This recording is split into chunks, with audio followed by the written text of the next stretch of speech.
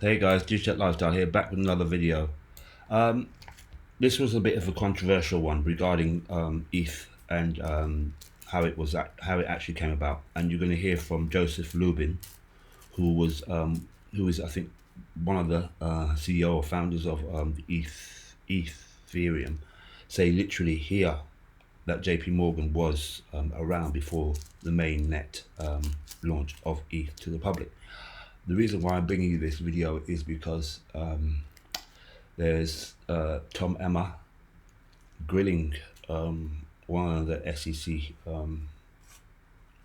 people that were involved in this whole issue, and I think there may well be some issue with ETH somewhere along the line whereby it might be taken into court like how XRP was, and they may have to pay a fine for their earlier IPOs of this particular product anyway, because I don't think ETH is going to go anywhere. It's just that it probably will get sued, and you will see the market dump a little bit, and then it will be on its merry way, like how they did with XRP.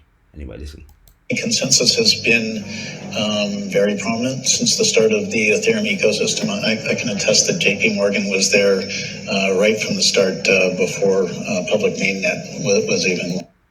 Now you're going to hear from Bill Hinman himself when he talks about Bitcoin and Ethereum not being a security and his explanations for it. And then you're going to hear from Tom Emma grilling the SEC. I think she's a lawyer, to be honest with you, on what actually happened. And she's going to say, I can't talk about that now, blah, blah, blah. I do think this could be a big problem for ETH at some point in time. Whether it happens now or later, I do not know. But JP Morgan's involved in this, and when you have JP Morgan involved in anything, you know what happens there. They are very manipulative of the gold markets and things like that. Anyway, guys, hope you like this kind of content. If you do, like and subscribe. Take care. So you said in your speech that neither Bitcoin nor Ether would be considered securities and thus not under the purview of the SEC. Can you very briefly explain what your reasoning is? Sure, Bob. These are complex facts and circumstances tests, but when we look at Bitcoin or if we look at Ether and the highly decentralized nature of the networks, we don't see a third-party promoter where applying the disclosure regime would make a lot of sense. So we're comfortable in some sort of viewing these as items that don't have to be regulated as securities. Now, you also talked about initial coin offerings or ICOs, which are ways of raising money using cryptocurrencies. Did you use a similar reasoning? You implied that most seem to be securities, ICOs, but some of them are not. Can you just show us what the difference is simply? I wish we had a simple way to say this is in and this is out. As I mentioned, they're usually facts and circumstances tests. But a key factor is there a third-party promoter here who knows much more about the instrument than investors might? If that's the case, that's sort of an initial indicator that we might have a securities transaction. If people are buying it for investment and for a return and looking to that party for a return, then again, that's an indicia of a security. If you have, on the other hand, a token that's just used in the network for a good or service, and that's why people are buying it, and that service is available and up and running, not under development, then you may not have a security. Mr. Hinman, Kelly here. Just to be clear, does that mean if stocks didn't have a third-party promoter, they wouldn't be securities? Well, as you know, Kelly, stocks represent an interest in an enterprise where there's a management team, and it's really, whenever you're buying a stock or a bond, you're relying on that management team. Those are the third-party efforts we're talking about, where someone is creating value for you, you're passive, and you're expecting their efforts to generate a return. So just to be clear, for example, a Book of the Month club that we're joining on an ICO, or a golf club membership, we're not expecting any financial gain there. That would not be considered a security, am I right? Fair enough. If you have that system up and running, if you have someone promoting the next golf course and is selling interests, and the architect and the land and all the key items aren't there yet, and you buy 25 memberships, that may be an investment.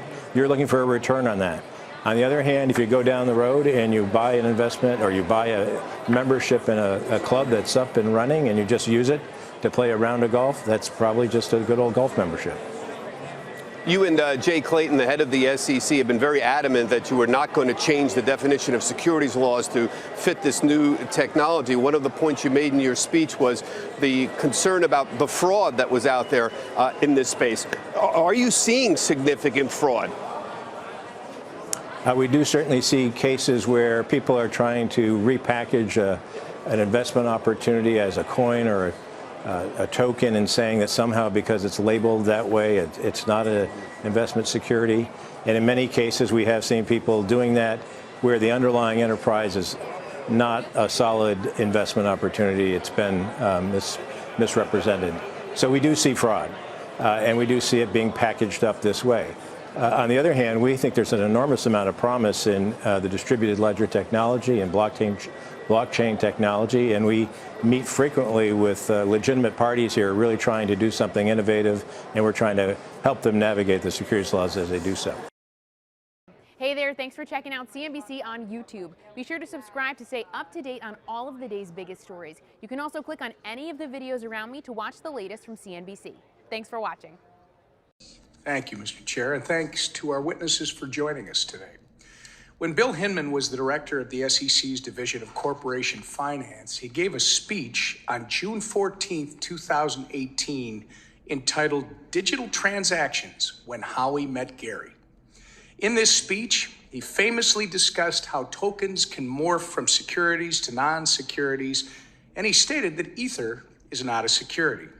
Ms. Panik, you reviewed and commented on drafts of this speech, didn't you?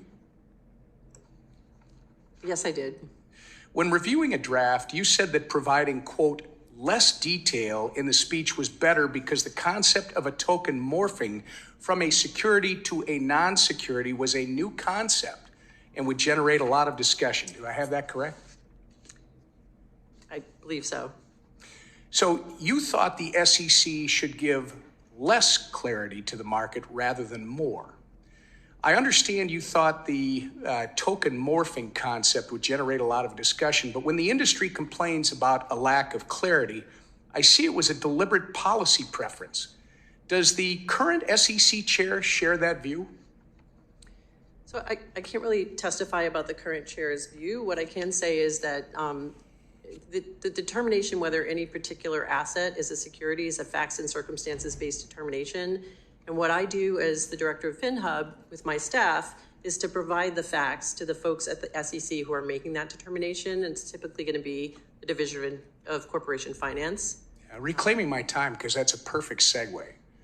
Has FinHub issued any guidance since Chair Gensler took office to clarify how the securities laws apply to crypto? So as I mentioned, FinHub's role is really to be a subject matter expert. So Reclaiming my time, ma'am. I'm asking a very specific question. Has FinHub issued any guidance?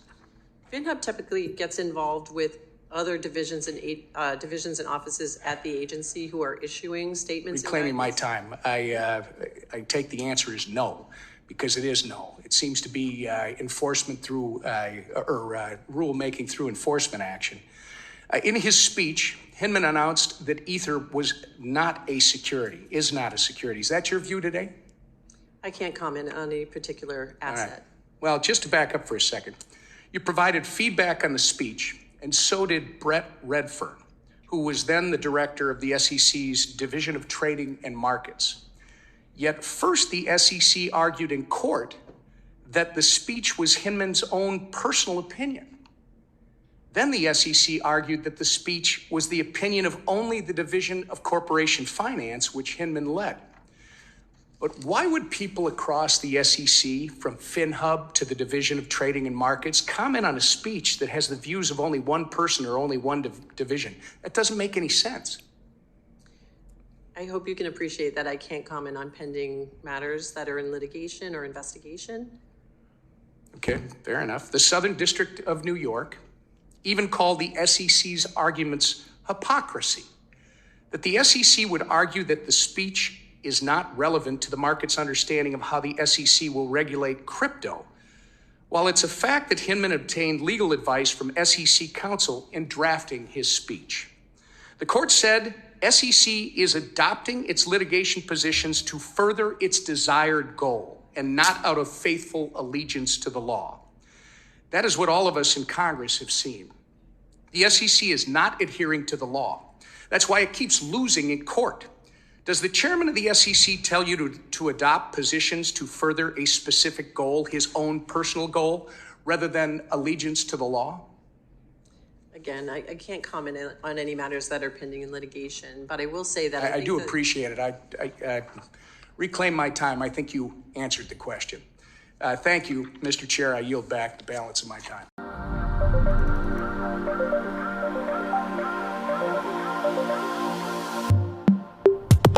Collaboration is always much more successful, providing we have a set understanding of what the rules of the game are, and that really comes down to the regulatory aspect that we have, that ensures that at the end of the day, the owner of the asset can sleep at night in the knowledge that they know what they own and they have legal title to it. It's being kept in a secure way.